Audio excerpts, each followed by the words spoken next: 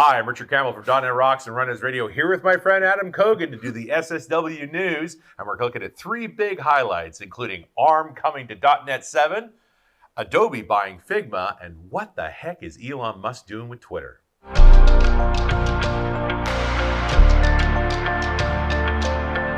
G'day team, Adam Cogan from SSW TV, and tonight I have a very special guest, Richard Campbell. Hello, friend. Hey, Rich. Good to be here. I have known Richard forever, for so long, since I was a young tacker. Yep. But this is the first time he's ever joined me for a tech news in all these years. And I'm excited. Yes. Right, and so Richard is here because we've just been at NDC Sydney, and it was a great time, wasn't it, Rich? It was a great time. You guys had an awesome booth. We had a great booth. Mm-hmm. Did you see any cool sessions? I did. I saw Laura Bell's keynote. Oh, yes. I thought she was awesome. Steve Sanderson's History of Web. Oh, wow, yes. What a great talk. Wow. He's firing up all the old tools, and I'm thinking, I use that. I actually presented some of those, showing it to others.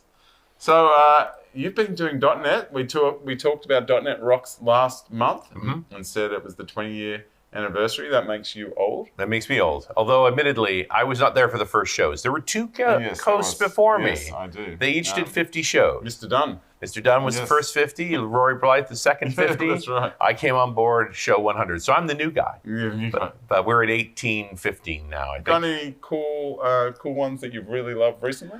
Oh, there's so many great shows. But you know, one of the overarching conversations that's coming a lot right now is, are we doing open source right? Like really dealing with the challenges of how open source can be sustainable for regular people. We have these tech giants wandering in the open source space and they create their own impact.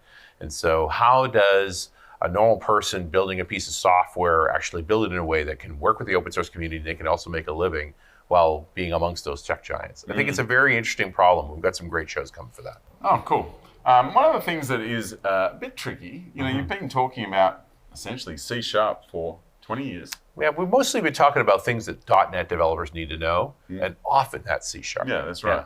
And so when a young tacker is learning and choosing something, or you know, a young IT manager is choosing a platform, sometimes they think C# is an older style to use. Yep. And maybe they should be using one of the other ones. Yeah. What is your thoughts if they were to say, well, C#, it's kind of probably old? Been around for a while, without a doubt. I mean, I go back and I look at stuff like the Stack Overflow ratings and say, like, where's the action? Where are the work opportunities? And you see C# ranking way up there with JavaScript and other really popular languages. So, you know, it may have been around for a while, but so is JavaScript. I mean, they've both been around for decades. They just keep improving. But in the end, why are you picking a programming language? I'm hoping you want to make a living as a programmer. And the best way to do that is to find something with a lot of action. Lots of people working in it. Well, I think they went open source, wasn't it? It was a great transformation and an astonishing one. So, you'll be at this one, won't you? I will be. Yes. That's my next show. I get to go home for a few weeks, then I'll be popping down to Redmond for .NET Conf 2022. And that's the next version of .NET 7 being released. And I will be one of the hosts on the second day on November 9th. And we've been talking about this in the news and with lots of clients. .NET 7 looks an exceptional version fast. of .NET. Yeah. Oh, wow. A lot of emphasis on performance. Yeah. But, you know, also an emphasis on other platforms. Like Microsoft's taking ARM really seriously, and you're going to see some huge opportunities for both ARM on the server and ARM on the desktop, and .NET's going to be right there. Cool. Well, I am going to cover that and a little bit more, because I've got the best links that we've discussed internally. Awesome. Yeah, so you'll like that. Now, one of the things I'm just about to talk about is it is a bad thing to be manually using ARM JSON. And so we are all into Bicep now. Nice. Now, Bicep is super cool, and for a long time we've been saying what you need to do is get the nice little extension for VS Code. Right. But what about the people that love Visual Studio? Well, we finally have an answer. So now we have the Bicep extension. Basically does the same thing. You could look here and it will just do the same thing. It will give you snippets, little errors and warnings down the bottom, hover information. Everybody wants the squigglies. Yes. So, to edit it, you need a nice editor, and now you've got them both. But it makes Bicep a full-fledged citizen in the studio place as well. It's just another language we need to learn, use, and incorporate into our projects. Cool. Next piece of news. I thought I would mention this one. Microsoft Teams have basically said they're moving to .NET 6. I love this. So look, what Teams does on the server doesn't particularly affect me. I like the client and what I'm using. But since we're always talking to clients about moving to .NET 6 or 7 now, these guys are moving. They're moving from the .NET framework to .NET 6. And I just liked what they've put here. Said there's a bunch of case studies like this. This has just been recent in the .NET blog. And I'm really delighted by these. I mean, you're seeing the inside of Microsoft talking about how they're using their own products and have chosen .NET 6 for its LTS support for all those advantages. So these are the arguments that we make with our own companies too. It's like, why should we move? So, to have an organization as large as the Teams group inside of Microsoft saying, yeah, .NET 6 is the way we want to go, it's pretty compelling evidence. So I look at this and go, these are good reasons. I might use these when I'm talking to clients. For sure. For the teams, they're using it for cost reduction, even though Azure, it's just an interdepartment cost. They still bill themselves. They still, but they're going to save 29% on compute. Wow. Okay. They think they're going to get a performance improvement from 30 to 50%. Goodness knows we always need Teams to be faster. We do. Always. Well, there's a lot of serious problems with Teams with status updates and things like that. This is one of the approaches to getting that nailed. Right. Service and network modernization, okay, and improved... Did you skip past that one that says support for containers on Linux? Oh, yes. Like you're really talking about the inside plumbing of what's happening in Teams, that they're seeing the Linux advantage as well, which we know .NET 6 runs perfectly on. So maybe that's what's reducing their footprint, making a difference. And we have heard them talk about before all their microservices and things like that. So that's important. And their devs are going to be happier and more productive. Okay. So they talk here about how they've got 200 different microservices. Wow. They've got, what other stats? Oh, they've got 5,000 NuGet packages, 17,000 project files. Wow. So that's lots. So obviously, I love this.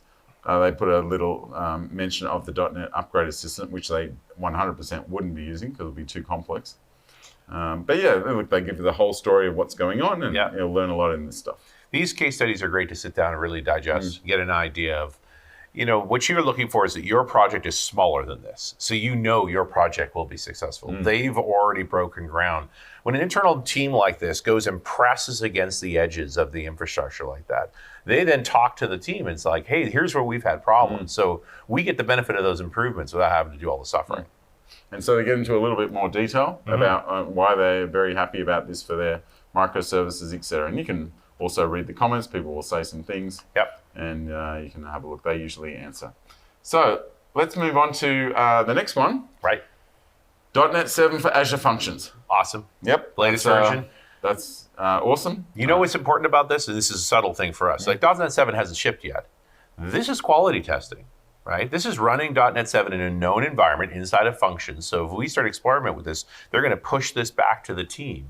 They're actually validating the features of .NET 7 are working the way they're supposed to with real workloads, from Azure Function workloads. So that by the time we get this in our hands in the next few weeks, it's just going to be all the better. Awesome. Next piece of news. I'm going to mention you can now use .NET in any JavaScript app in .NET 7. Right. This is a little bit of a confusing title because this is actually about WebAssembly. Yes. So you can now put .NET in there. So theoretically, you could take some of the logic that is running on the server and put it on the client. Absolutely. That might help in responsiveness. It might help if your server is drowning. It might help in cost. But it also speaks to where we've gotten to with WebAssembly. We talked about Steve Sanderson earlier, and he's the guy who first demonstrated running C# inside of WebAssembly in a browser. But he did it with a very unusual version of C#. And then as that evolved, they went more mono. Because they compiled nicely through the LTTM compiler to work in WebAssembly. But the fact that .NET 7's running in WebAssembly shows that the unified version of .NET, the overall version of .NET, is now going to be part of the WebAssembly solution. And that, to me, is incredibly important. It says this is not a side project anymore. WebAssembly is a first-class citizen of every version of .NET. Yeah, amazing.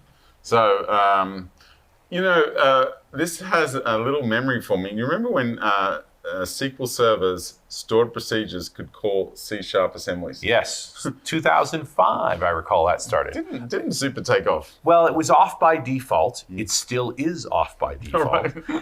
But if you want to turn it on, you can also do Java now inside of SQL Server too, if you want to. Right. Not saying you should, just saying you could. Right. But for specific applications, there are cases where you need a more sophisticated language inside the database. Very specific applications. You need to be careful. Amazing. And look, they've got a couple of little examples here. Awesome. Where they're moving. They're doing hand recognition inside of a browser with C#. That's astonishing. Yeah. You can probably call a whole lot of .NET assemblies. Yep. All that code is already written. Yeah, third-party assemblies. Yeah, and get some really great performance too. Excellent. All right, next one. ARM performance improvements in .NET 7. Awesome.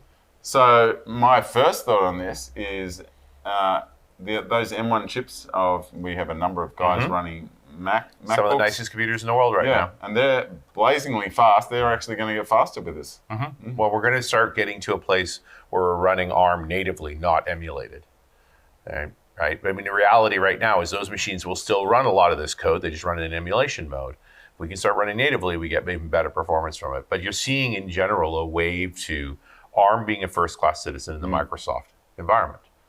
And we've got ARM on servers. We're starting to see more ARM desktops and laptops. They're making sure that they're going to take advantage of what that hardware can do. This is one of the powers of .NET, this common language runtime. We've had an ARM implementation before. If you go back to like 2012, Win 8 and the original ARM Surface laptops. We had to toss out. Well, they didn't last. That was a wave, but for a period there, you could compile to ARM. You could. Right? In Studio 2012. And now we're going to see that capability come back.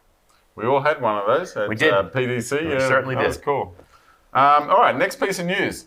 Web apps on Windows are getting closer to their native counterparts. So they're talking about PWAs. They're talking about the UI. Yep. And a PWA app will look nicer.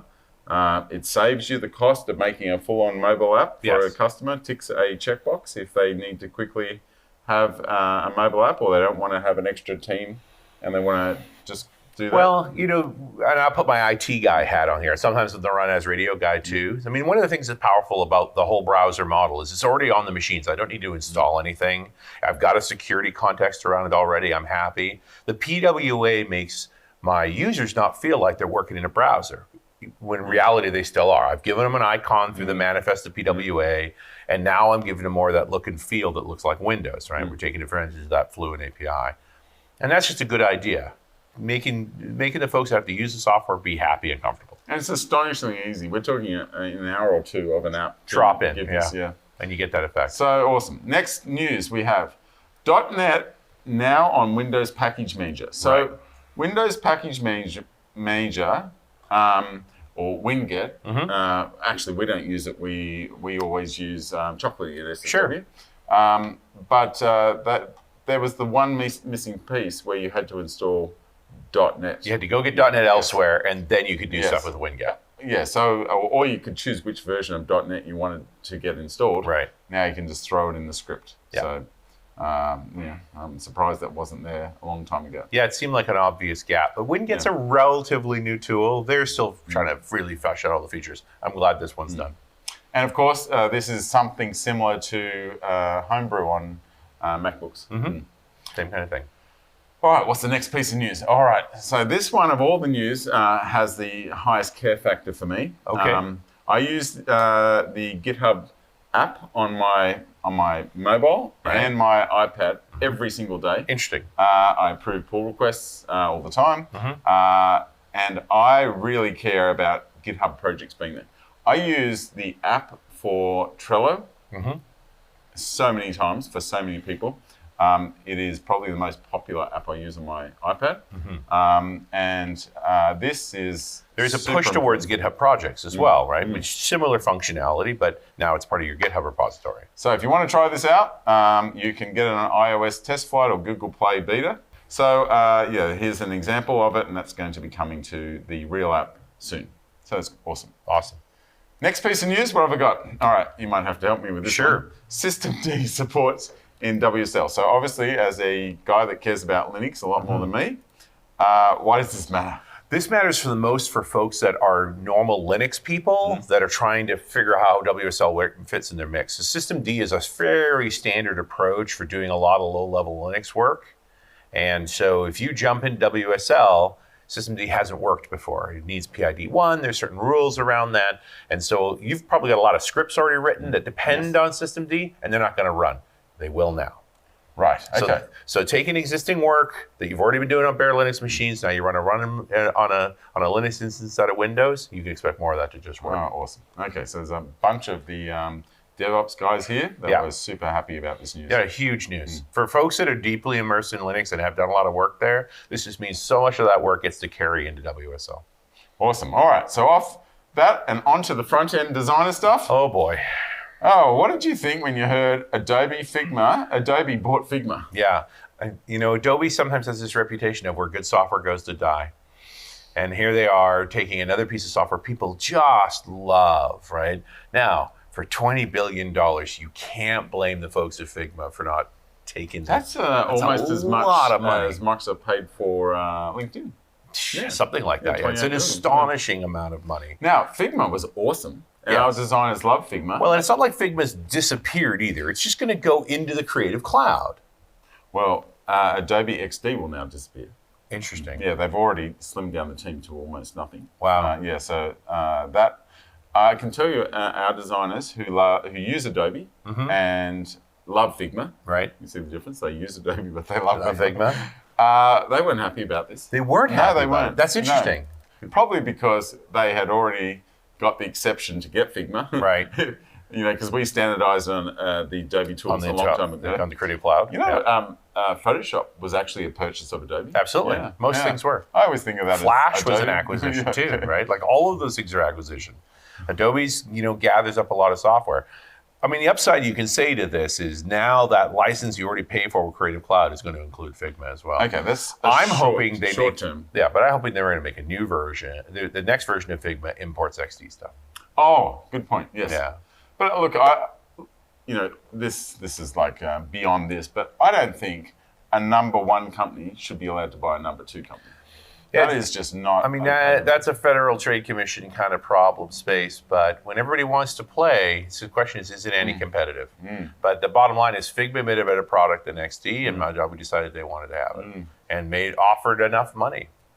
I think that you should be allowed to buy tiny companies that have not proven themselves, but once a massive company has, Figma is a massive company now. It's just hard to compete. They were one product company confronted with a multi-product company. And Summer Express, it makes it easier to go there. I mean, the other way you could look at this is to say, there's no chance that Figma is going to go out of business now, right? They are part of the Adobe cloud. They will always exist so long as Adobe cares to keep it fed. Doesn't decide there's a better solution to that. But, you spent $20 billion, you should probably take care of the money you spent. All right, fair enough. So I did get, what does he say here? We're focused throughout all our conversations about this acquisition on the autonomy of Figma. Right. Just reminds me of when Microsoft bought GitHub.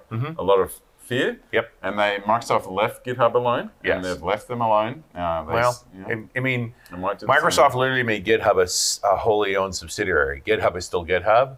Figma sounds like it's going to be incorporated in the bigger suite.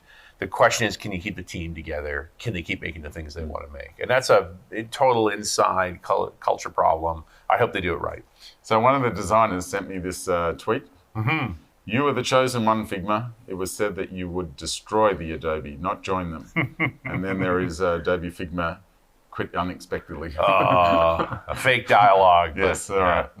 Very good. Now, I'm going to finish. I just want to get your opinion on this. We've talked about this over the last few, I guess the last year. Yeah. We've been interested. We were all confused. Why did he want to buy Twitter? It seemed like a hassle. And a waste of time. Like how many There's so many more important things to do. Yeah. But now he's stuck.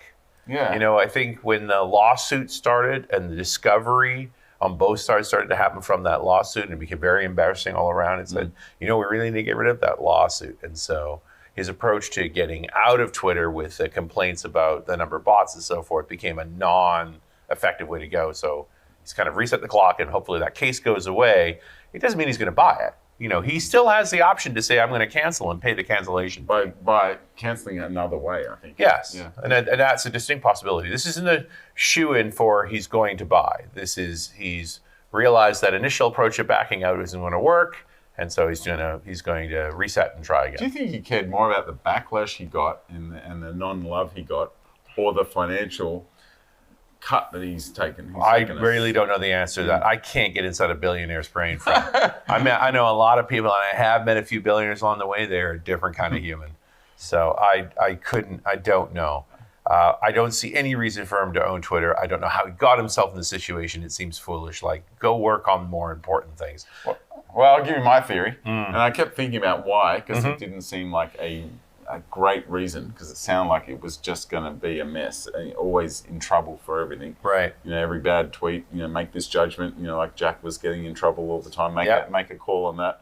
I think that when he saw Donald Trump deplatformed, he thought, you know, just like I want to own my own website. Right. When you're that big and he uses it that much, he didn't want to ever be taken off.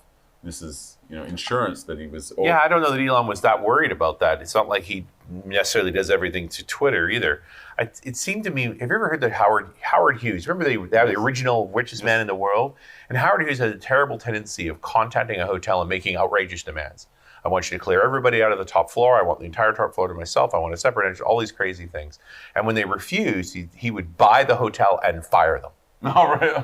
And this feels like almost the same thing. Like, I think he was having a conversation with the board members about the way they should be running Twitter, and they told him to get stuffed, and he got angry and said, well, then I'll just buy Twitter. And then somewhere along the way, he's realized it was really quite a bad idea, but now he's got himself into this mess. When he could be working on electric cars. He could be working on going into space. Like, there's so many more important things to work on than a social media platform. Yes. Yeah, he's got 3 companies already. That was enough. More, Yeah. you know, Yeah. between the Boring Company and Neuralink and like all of these crazy things that he could be spending time on. Why would you be messing with Twitter? It seems foolish. Well, anyway, with that, I am just going to thank you so much. We've got this, and all our user groups are here, and all our rules videos, they're all here. So thank you so much for joining us. Great to be here. I can't believe I had the good luck and good fortune of having you in my own city. And I will say that was one of the funnest news I've done. Thank you, Richard. And this is Adam Cogan signing off for SSW TV.